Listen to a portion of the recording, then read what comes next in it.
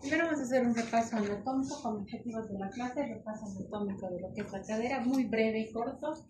Vamos a hacer un resumen de la etiología y clasificación, describir algunos aspectos claves para el diagnóstico, que es lo importante que ustedes tienen que saber, y revisar algunas opciones de tratamiento disponibles dependiendo la gravedad, la edad y la ubicación de la fractura. Entonces, ¿qué es lo primero que tenemos que hacer? Definir cuándo hablamos de cadera y cuándo hablamos de muslo. Si ustedes ven acá, esta parte forma, todo esto es la pelvis y esta región nosotros conocemos como la cadera. Si ustedes ven, estamos aquí forma el acetábulo y el extremo proximal del fémur. Pero en traumatología, cuando hablamos de fracturas de cadera, en la gran mayoría van a encontrar como a referencia a las fracturas del fémur proximal, ¿ya? Y fracturas de muslo a lo que viene a ser por debajo de la región subtrocantérica y la diáfisis del fémur, ¿de acuerdo? Entonces, esta es una AP de pelvis, ¿cierto? Y esta es una AP de cadera. ¿Se entiende la diferencia, cierto? Si ustedes ven solo una imagen como esta en el examen, quiere decir que es una AP de cadera derecha. Si ven, esto es una AP de pelvis. Entonces, las fracturas del fémur proximal tienen una presentación bimodal. ¿Qué quiere decir? O en pacientes jóvenes o en pacientes ancianos, ¿no es cierto? Y las características van a ser diferentes en ambas etapas. El mayor problema lo tenemos en quienes, en los pacientes ancianos, porque un 35% de estos pacientes mueren al año después de haber sufrido la fractura. ¿Por qué? Porque tiene que ver con comorbilidades. En cuanto a la epidemiología, 1.7 millones de casos al año, que es bastante. 10% de estos pacientes suelen no caminar después, incluso después de un tratamiento quirúrgico. El 60% no recobran una función normal. Recuerden que tiene que ver tanto con las características óseas y también con la característica de la fractura. Es mucho más frecuente en mujeres. En un recuerdo anatómico, ustedes recuerden que la articulación de la cadera es cóncavo-convexa, es una artrosis de tipo diartrodia. ¿Qué quiere decir? Que tiene una gran amplitud de movimientos, ¿no es cierto? En el plano frontal, sagital y axial. Recuerden que no solo vemos la parte ósea, si bien tenemos estructuras ligamentarias, tenemos músculos y los huesos y además arterias y nervios que son parte de todo lo que viene con relación a la fractura. ¿Una fractura me puede producir una lesión nerviosa? Claro que sí. ¿Puede comprometer parte muscular? Claro que sí. Entonces, dentro de las estructuras importantes de la cadera está la cápsula, que es un manguito, como ven. Es un manguito cilíndrico que tiene fibras y ligamentos, fibras circulares, tiene fibras arciformes, arcuatas y demás. El 60% de la cápsula es engrosamiento cápsulo-ligamentario. Sumamente importante. ¿Y por qué tiene estas fibras en distintas disposiciones? Precisamente por la gran amplitud de movimientos que tiene. La cápsula ¿es un parámetro anatómico importante? Sí, porque gracias a la cápsula vamos a delimitar lo que son las fracturas intra y extracapsulares. Y para esto tenemos que recordar que en la parte anterior, aquí tenemos la cápsula va a ir de lo que es el reborde acetabular 1 centímetro por dentro y la línea intertrocantérica. Esta es la parte anterior. Pero si ustedes observan, en la región posterior, la cápsula está a 1 centímetro por encima de lo que es la cresta o la línea intertrocantérica. ¿Se entiende, no? Entonces, es la cápsula, la inserción de la cápsula, la que me va a decir qué fractura es intracapsular, la línea intertrocantérica y todo lo que está para adentro o medial es intracapsular o medial. Todo lo que está de la línea intertrocantérica para afuera va a ser extracapsular o lateral, ¿no es cierto? ¿Y qué estructuras yo tengo a nivel de interarticular?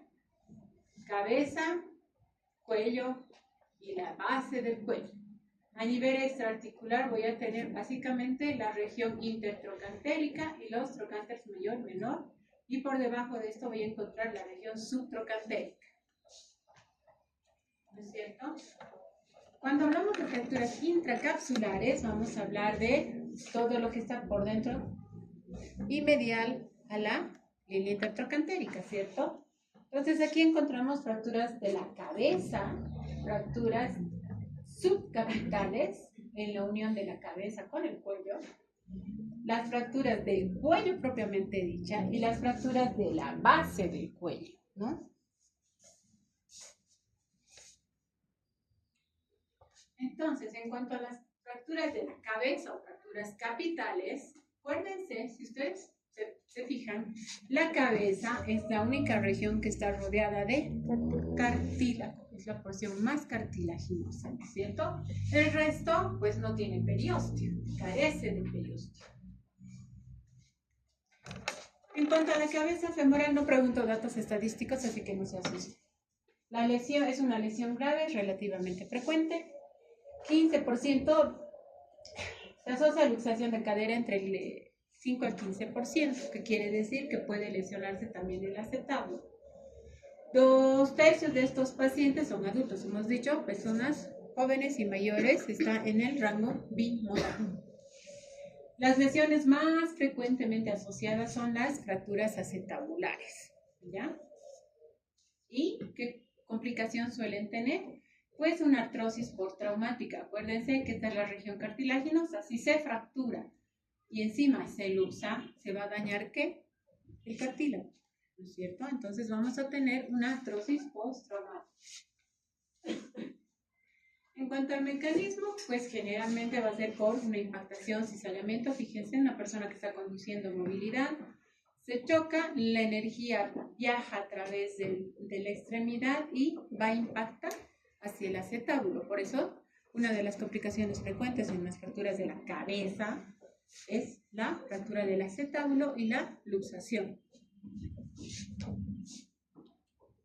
En cuanto a la clínica, obviamente lo que hace a toda fractura, ¿no? Dolor, limitación funcional, crépito, movilidad normal, aunque muchas veces en la cabeza femoral, cuando no hay desplazamiento, no suele haber deformidad.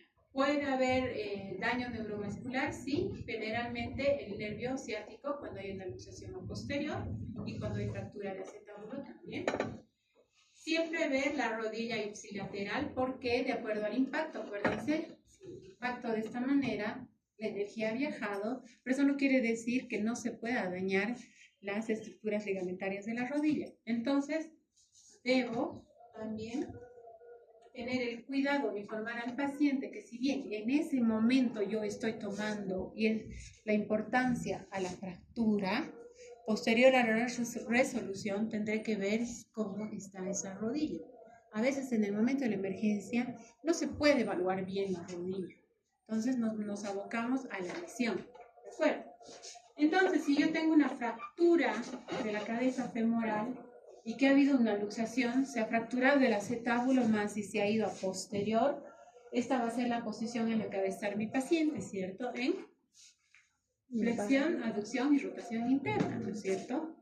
Si es al contrario, si tengo una fractura del acetábulo y de la cabeza femoral y una luxación anterior, será lo contrario, ¿no es cierto? Aplica también para la luxación sin fractura. Pero aquí estamos hablando de fracturas. Nervio ciático, esto es un pie normal y este es un pie caído por lesión del nervio ciático, ¿cierto? Entonces, ¿qué habíamos dicho? Revisar la rodilla ipsilateral y tengo que ver la estabilidad ligamentaria, ¿cierto? Bueno, en cuanto a estudios, ¿qué estudios voy a solicitar? Siempre nuestro caballo de batalla es la radiografía. Primero una radiografía. En este caso pediría una P de pelvis.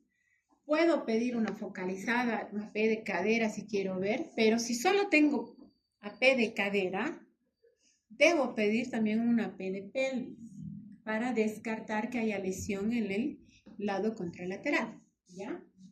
Tomografía me va a permitir ver mejor las características. Vean acá cómo está mi fractura. Aquí está la cabeza fracturada y aquí tengo una fractura del acetábulo. Esto quiere decir que mi fractura, esto es una lesión inestable. No, si este paciente pisa, probablemente se vaya a luxar. Y además, tengo que tener en cuenta que hay muchos pacientes que pueden tener fracturas por estrés o fracturas ocultas, especialmente en deportistas, aquellos que hacen básquetbol, por ejemplo, donde tengo que pedir una resonancia magnética. Fíjense acá, ¿qué estamos viendo acá? ¿Dónde están los de mi grupo? ¿Qué estamos viendo acá? Es una B de la cadera izquierda, donde hay una pérdida de relación de la articulación coxofemoral y vemos acá que hay una lesión. Si somos más exquisitos, fíjense, acá ha habido relaxación, fíjense, ¿esta cabeza es normal? No, aquí veo un trazo, ¿cierto? Entonces estoy viendo una solución de continuidad a nivel de la cabeza femoral y aquí se repite en la tomografía. Y esa es una tomografía de reconstrucción. Clasificar a los traumas, nos encanta la clasificación. Hay un montón de clasificaciones. Tenemos en cabeza, lo que más usamos es la clasificación de Pipkin. De que tienen que saber que toda clasificación va de menor a mayor y de lo simple a lo complejo. ¿Qué tienen que saber? Que en Pipkin, las más complicadas, las grado 3 y las grado 4. En una grado 3, donde yo puedo encontrar fractura más fractura de la cabeza y la fractura del cuello. En una grado 4, además de la fractura de la cabeza o del cuello, puede haber fractura del acetábulo. ¿No es cierto? Y eso me da mayor complejidad en mi tratamiento y obviamente el pronóstico también será peor. En cuanto al tratamiento, importante la edad. Importante la edad. No es lo mismo un paciente joven que un paciente anciano. En un paciente joven, siempre debo tratar de preservar la articulación. Siempre debo tratar de hacer osteosíntesis y esperar en el tiempo en que se vaya a instalar la artrosis, ¿no es cierto? En un paciente anciano, pues obviamente tengo mayores posibilidades de que me vaya mal y pensaré directamente ir a la prótesis. Pero en un paciente joven, siempre intentar osteosíntesis, siempre. Por cuál método que sea, ustedes ven acá, es una fractura parcelar. Acá tenemos otra, se ha puesto tornillos acá. Para poner este tornillo lo que hacemos es hacer una luxación controlada de la cadera. Voy a luxar la cadera para reducir y poner en su lugar los fragmentos con pequeños tornillos. Ahí estamos viendo una fractura de la cabeza, su capital, pero fíjense acá cómo está fracturada la cabeza. Es como armar un rompecabezas, estamos poniendo varios alambritos y finalmente logramos armar. Y aquí habíamos dicho, en un paciente anciano, lo que vamos a hacer es prótesis, ¿no es cierto? Y en el anciano le pido escuchar, podemos utilizar una prótesis total o una prótesis parcial, ¿cierto? ¿Y de qué va a depender eso? ¿Cuál es la diferencia entre una prótesis parcial y una total? Una hemiartroplastía o prótesis parcial. ¿Cuál es la diferencia? ¿Quién puede notar la diferencia? La glena, bueno, el acetábulo. El acetábulo, ¿cierto? En la parcial solo estoy utilizando el componente femoral. En la total voy a utilizar componente femoral más acetábulo. ¿Pero de qué va a depender? Si tengo un paciente anciano, se ha fracturado la cadera, la cabeza, ¿no es cierto? O incluso el cuello, voy a agarrar y digo, este paciente tiene movilidad, es independiente, camina solo. Si es un paciente que no camina y que solo necesita para moverlo en la cama, ir de la cama al baño y que no tiene mucha actividad, lo más probable es que tenga que ir una parcial. Pero si tengo un paciente activo, porque ahorita nuestros abuelitos ya no son como los abuelitos de antes, ¿no ven? Nuestros abuelitos ahora hacen deporte extremo. Entonces, le pondré pues una prótesis total. No es para que vaya a hacer deporte extremo, pero va a tener mejor movimiento y mayor independencia. Entonces, totalmente en la radiografía esta es una prótesis parcial y esta es una prótesis total. Logran verlo, ¿no? En cuanto a las fracturas subcapitales, vamos a aplicar lo mismo que en las fracturas de la cabeza femoral, porque fíjense cómo viene el trazo. ¿No es cierto? Y no vamos a entrar en mucho detalle, pero el manejo es muy similar. Sí, vamos a tomar en cuenta ahora a las fracturas del cuello femoral, las transcervicales, que son las más frecuentes, el 19.8%. Importante, sí, 50% de las fracturas de la cadera, 30% en mujeres, que tiene que relacionarse con osteopenia y osteoporosis, ¿cierto? El 17% en varones, la gran mayoría, bueno, obviamente se considera una fractura intracapsular, porque está por dentro de la línea intertrocantérica, ¿cierto? ¿Qué más? Hay que ver que la parte del cuello, esto que es el cuello femoral, está bañado en líquido sinovial y carece de una capa perióstica. ¿Qué propiedades tiene el periósteo? ¿Para qué nos ayuda? Ayuda a vascularizar, ¿no es cierto? Da irrigación y eso nos ayuda a que mi hueso tenga mayor probabilidad de hacer callo óseo. En este caso, al no tener esta capa perióstica, obviamente ya tengo un factor en contra para que esta región no haga callo. Por lo tanto, la formación de callo a este nivel va a ser muy limitada precisamente por la carencia de la capa perióstica. En cuanto al mecanismo, obviamente, alta energía en pacientes jóvenes, baja energía en pacientes ancianos, ¿no es cierto? Lesiones asociadas, fracturas de la diástasis femoral, el 6 a 9%. ¿Qué quiere decir? Que si yo veo una radiografía con una fractura a nivel del cuello femoral, tocará pedir una radiografía panorámica del fémur del mismo lado, ¿cierto? Para descartar fractura diaficiaria, ¿de acuerdo? ¿Qué más? Importante saber que existe el triángulo de Wall. ¿Qué es el triángulo de Wall? Hay un sistema de trabéculas. Ustedes ven esas trabéculas, ¿no es cierto? Trabéculas de tensión, que son las arciformes, trabéculas de compresión, otras que son las trocantéricas, y fíjense. Este sistema se entrecruza, ¿pero para qué? Para darle mayor resistencia a lo que es el cuello o el extremo proximal del fémur. Pero si ustedes se fijan en todo este entrecruzamiento, queda una área básicamente libre. Es una zona débil, donde se fijan no hay trabéculas, no hay nada. Esa zona se llama triángulo de Ward y que es la zona de baja resistencia, es la zona más débil. De hecho, se cree que a este nivel se originan las fracturas cervicales, ¿no es cierto? Entonces, pero además estas trabéculas nos van a ayudar a saber y a ver datos de osteopenia o osteoporosis. Si ustedes ven, y aquí se los recalco, a partir del grado 3, ¿no es cierto? Grado 3 o menor grado indica osteopenia. Grado 3, menor grado. Grado 2, ustedes fíjense, aquí yo veo todas las trabéculas, que quiere decir que tengo un buen andamiaje, tengo buena resistencia, ¿no es cierto? Pero donde menos se ve, quiere decir que mi paciente está mucho más osteopénico, mucho más osteoporótico y por lo tanto tiene mayor riesgo de fractura. ¿Se entiende, no?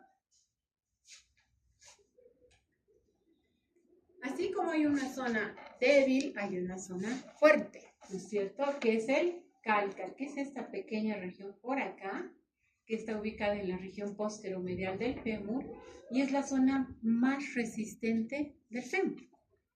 ¿Y cuál es su función? Tiene funciones principales. ¿Cuáles son parte de esta función? El soporte mecánico, porque va a dar mayor estructura, mayor fuerza a la parte del cuello femoral. Tiene una parte débil, pero también tiene una parte fuerte. Ayuda a distribuir las cargas, el peso corporal y nos da estabilidad. Entonces, ¿cuáles son las funciones principales del cálcar, que es la región más fuerte, más estable y más resistente del fémur? soporte mecánico, distribución de carga y estabilidad. Todo esto también me ayuda para qué? ¿Tiene su importancia clínica y quirúrgica? Claro que sí. En una fractura, si se lesiona la región del cárcar, puedo decir que mi fractura es inestable, ¿ya? En prótesis, como han visto en la imagen, ¿dónde se va a apoyar? Se apoya en el cálcar, ¿ya? Y obviamente, si esta densidad está disminuida, no tengo esta zona fuerte, quiere decir que mi paciente está mucho más osteopénico. En cuanto a los síntomas y demás, como todas fracturas, ¿no ven? Dolor, limitación funcional, etc. En fracturas desplazadas, como ya habíamos visto, puede haber rotación externa, puede haber acortamiento, abducción, detenimiento. Y esta imagen que ven acá, recuérdenla, de lo que les voy a hablar ahorita. Existen fracturas ocultas, impactadas. Les había hablado en los pacientes deportistas. Cuando viene mi paciente, juega básquetbol, joven, y desde ese día siento dolor a nivel de la ingle, tengo un poco de limitación al hacer los movimientos, ¿no es cierto? Dolor y limitación funcional, el movimiento activo pasivo, tengo espasmos, ¿no es cierto? ¿Qué hacemos? Si yo en la radiografía no veo trazo de fractura y por el antecedente clínico no creo que tenga fractura, no se ha caído, no tengo un trauma de alta energía, ¿no es cierto? ¿Qué hago? Y en la radiografía no veo nada. Voy a pedir una resonancia magnética, ¿cierto? Porque es lo que me va a ayudar a buscar y encontrar una fractura oculta. ¿Qué haré? Una fijación in situ. En fracturas, ¿qué pido? Siempre las proyecciones recomendadas a pie de pelvis, ¿no es cierto? Puedo pedir, si estoy en un centro de salud, no logro ver muy bien el trazo, puedo hacer tracción y rotación interna, ¿no es cierto? Puedo pedir lateral, dependiendo de lo que quiera buscar, se pueden hacer laterales, pero evidentemente en un paciente fracturado, tratar de hacer algunas proyecciones es complicado porque les duele, ¿no? Les duele. Otra cosa es hablar de un paciente que tiene una fractura oculta. Esta es una fractura del cuello, ustedes ven, aquí se nota, es evidente, ¿cierto? Pero si yo vengo acá y no tengo mucha experiencia en reconocer, es una fractura que puede pasar desapercibida, incluso puedo decir que no tiene nada, ¿no es cierto? Entonces acá probablemente sí pueda hacer una maniobra de tracción y rotación para ver el trazo, ¿no es cierto? Acá tal vez sí sirve, ¿no es cierto? Porque estoy viendo el trazo. Va a depender mucho del antecedente, chicos. Clasificación, ya les he dicho, les encantan las clasificaciones. Es para hacer hervir la cabeza al residente, ¿no es cierto? Y bueno, lo que tienen que saber que tenemos de menor grado a mayor grado, ¿no es cierto? De las más simples a las más complejas. Evidentemente, el valgo, en este caso, ¿qué quiere decir? El ángulo cérvico-diaficiario entre 130 y 135 grados, ¿cierto? La cabeza y el cuello están así. Aquí son fracturas. Cuando está en valgo, es una fractura estable, ¿ya? ¿Qué es lo malo? Cuando está en varo. El varo es de nuestro enemigo y se considera que es una fractura estable también. La clasificación de Powers, igual. Aquí vemos, está en valgo y se va yendo a varo, ¿cierto? Entonces, igual. Fácil. Powers 30 grados, 30, 70, 70. Lo que les decía, las impactadas en valgo son generalmente estables y uno puede fijarlas ahí en su mismo lugar.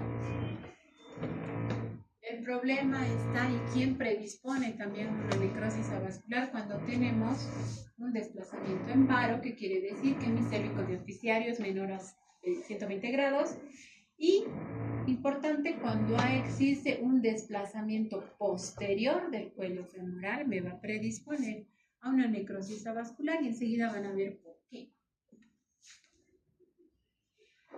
Entonces, ¿qué hago? Yo voy a ir a tratar, lo que yo tengo que corregir es el varo y evitar que mi desplazamiento se vaya posterior. Yo tengo esta visión y aquí yo tengo un axial de que mi cuello no se esté yendo ni a posterior ni a anterior. Que no esté en varo, ¿no es cierto? Eso es lo que busco en el tratamiento, corregir esa deformidad. En cuanto a las fracturas intertrocantéricas, como ven, pasando ya a otro capítulo de las fracturas del fémur proximal, las intertrocantéricas son el 23% de las fracturas. Dice que después de los 50 años estas fracturas van a duplicar en la frecuencia y tiene que ver obviamente con la pérdida de la calidad ósea, ¿no es cierto? A mayor edad, pacientes por encima de los 40, 50 años van perdiendo también tono y fuerza muscular y son más susceptibles a las caídas. Entre factores de riesgo para este tipo de fracturas también en pacientes con déficit neurológico, malnutrición, problemas visuales, actividad física limitada, osteoporosis. En este también tenemos una clasificación en las intertrocantéricas. Aquí lo que tienen que saber es que entre 1 y 2 se considera estable porque fíjense, el trazo es intertrocantérico, neto no se ha desplazado. ¿Cuándo considero un trazo inestable? En una intertrocantérica, cuando el trazo es oblicuo y es inverso. Y cuando tengo conminución del cálcar. Si mi cálcar está con minuto fracturado, es también una fractura inestable. ¿De acuerdo? Entonces, en las fracturas intertrocantéricas, ¿cuándo hablamos de inestabilidad?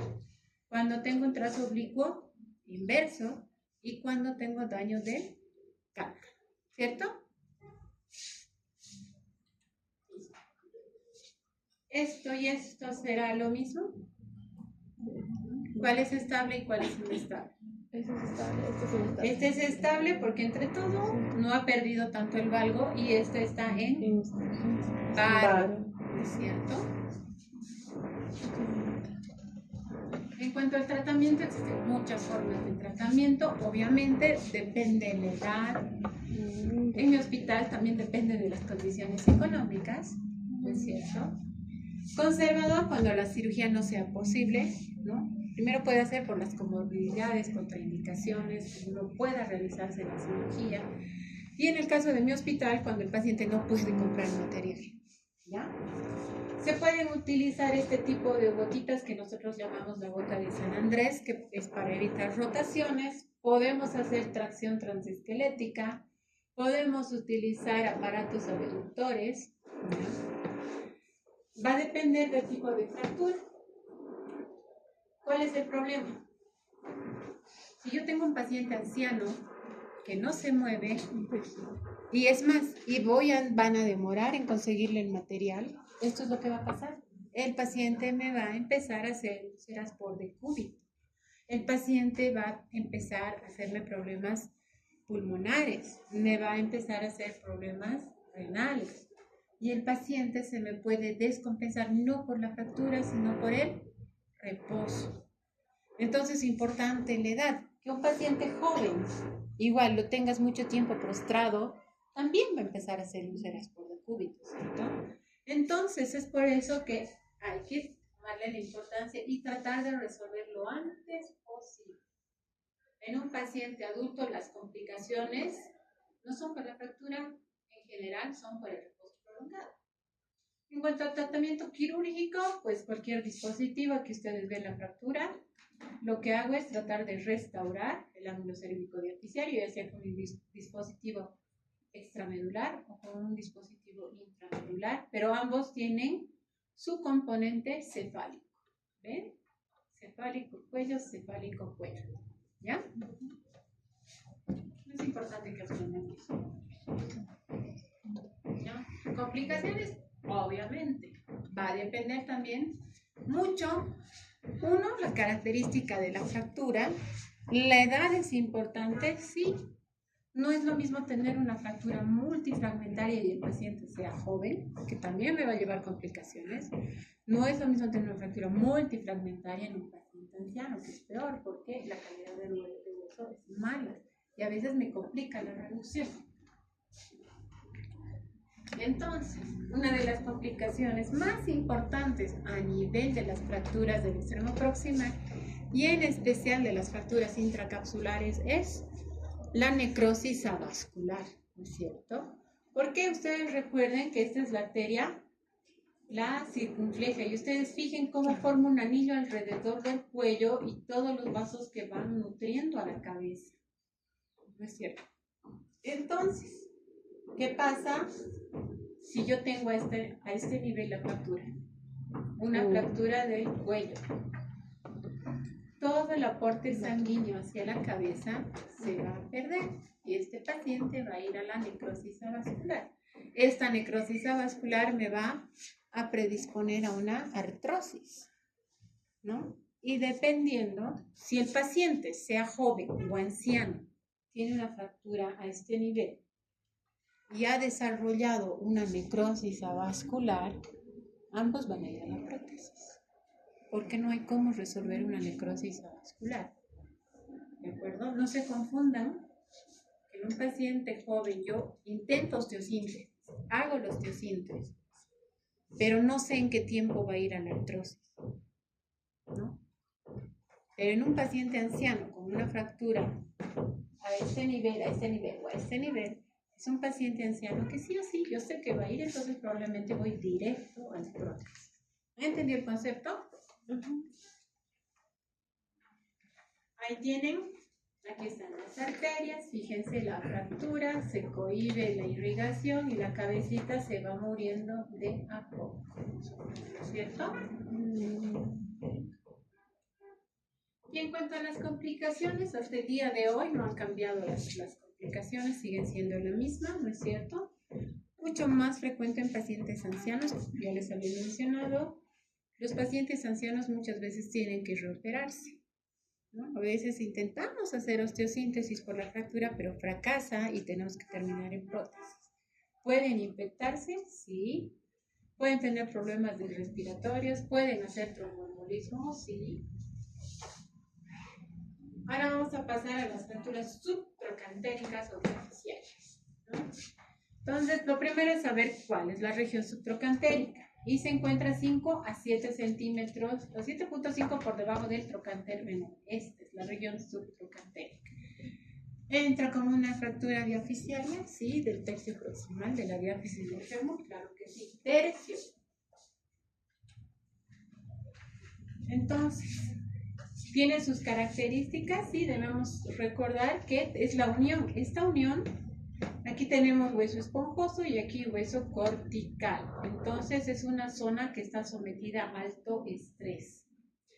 ¿Hay mayor exigencia mecánica? Sí, porque acuerden que tenemos fuerzas de tensión y fuerzas de compresión. El hueso, el fémur no es recto, ¿no es cierto? Tiene sus curvaturas y también tenemos masas musculares que juegan un rol importante a ese nivel. En cuanto a existe mucha clasificación, ¿no es cierto? Fíjense, montón, una que más se utiliza es la AO. Y dentro de la AO, ¿qué número de hueso es el fémur? 3.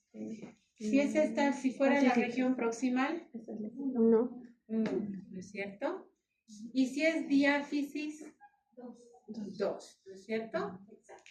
Bueno, va a depender, muchas de las clasificaciones depende quién lo ve.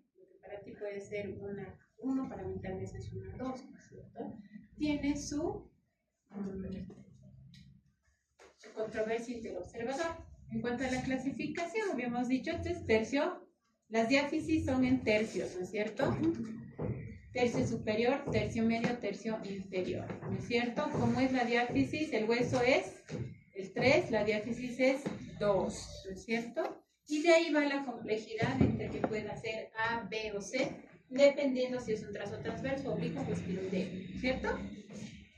¿Qué fuerzas van a ser las más deformantes? Especialmente cuando las tengo a este nivel, muy cerca del trocante. Importante el iliosoas, el psoas, que va a hacer que el fragmento se vaya en flexión. En aducción vamos a tener por acá al glúteo medio y rotación externa al pelvitrocantérico. ¿Quién son los pelvitrocantéricos? Piramidal, gémino superior, gémino inferior, esos son los pelvitrocantéricos, ¿no es cierto? Y en varo, o sea, ¿qué quiere decir?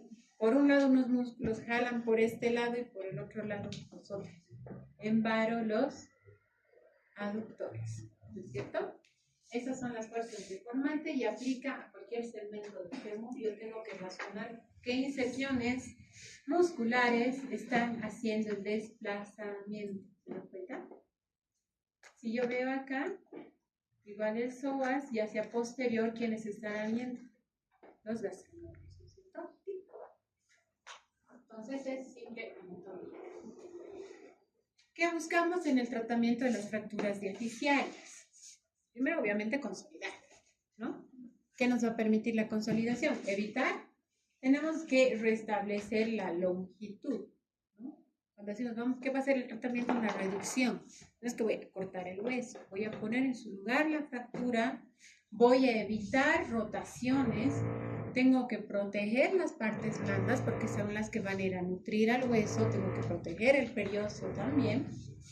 ¿Para qué? Para poder darle movilización y carga precoz al paciente, y esto me va a reducir las complicaciones y las comorbilidades. ¿Se entiende? Entonces puedo utilizar implantes intramedulares o extramedulares. Cual sea la técnica depende mucho del cirujano, de su habilidad, de su experiencia, ¿no es cierto? Complicaciones, claro, los clavos también se pueden romper, ¿no es cierto? Y generalmente, ¿cuándo se rompen? Cuando no he hecho una adecuada reducción y he dejado en varo. El varo es nuestro enemigo, ¿de acuerdo? Y en el fémur, sí.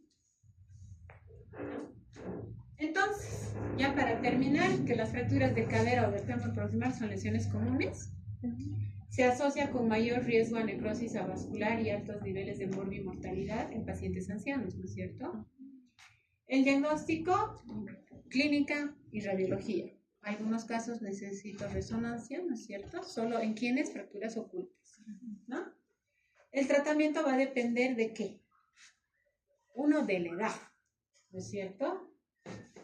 Va a depender la edad, si voy a hacer osteosíntesis o voy a hacer artroplastía. Va a depender de las características del paciente, también de las demandas del paciente. En un paciente que no tiene independencia y no se mueve, probablemente voy a ir con una prótesis parcial. Y en un paciente que es muy activo, voy a ir a una prótesis total. Esto en pacientes ancianos, ¿no? Las fracturas subtroncantéricas se consideran como fracturas diapiciarias. Eso es todo.